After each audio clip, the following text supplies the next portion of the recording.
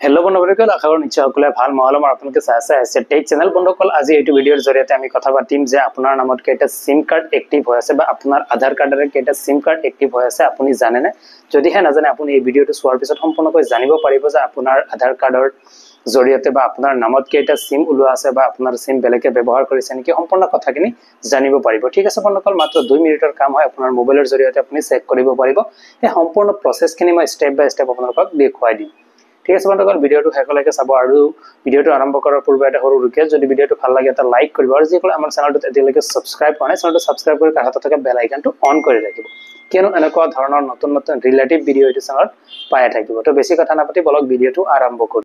তো আপোনালোকে কি কৰিব, যিকোনো এটা ব্ৰাউজাৰ ওপেন কৰি ল'ব। ওপেন কৰাৰ পিছত ইয়াতে আপুনি সাৰ্চ কৰিব টেপকপ বুলি। ঠিক আছে, টেপকপ বুলি সাৰ্চ কৰাৰ লগে লগে ঠিক এনেকুৱা ধৰণৰ এটা ইণ্টাৰফেচ খোল খাব। ইয়াতে ওপৰত যিটো লিংক দেখি আছে ইয়াতে আপুনি চিম্পলি ক্লিক কৰি দিব। ক্লিক কৰাৰ পিছত এনেকুৱা ধৰণৰ এটা পেজ খোল খাব। ইয়াতে আপুনি স্ক্ৰল ডাউন কৰিব। ঠিক আছে, তাৰপিছত ইয়াতে চাব আপোনাৰ মোবাইল নম্বৰ কেপচা এইটো বহুৱাব দিছে।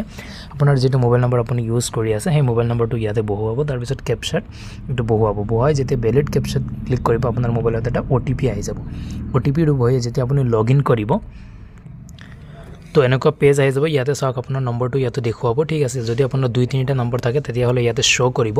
যদি আপোনাৰ সেই 2-3টা নম্বৰ ভিতৰত আপুনি এটা ইউজ কৰে, যি বাকীকেইটা যদি ইউজ নকৰে ইয়াতে নট ৰিকুৱাৰ্ড বুলি চিলেক্ট কৰি নট ৰিকুৱাৰ্ডত ক্লিক কৰি তাৰপিছত আপুনি ৰিপৰ্ট মাৰি দিলে আপোনাৰ সেই নম্বৰকেইটা ব্লক হৈ যাব। যদিহে আপোনাৰ সেই নম্বৰকেইটা আপুনি ইউজ নকৰে বা আপুনি নাজানে তেতিয়াহ'লে যদি ব্লক কৰিব বিচাৰে নট ৰিকুৱাৰ্ডত কৰি আপুনি ৰিপৰ্ট কৰি দিয়াৰ লগে লগে নম্বৰকেইটা ব্লক হৈ যাব।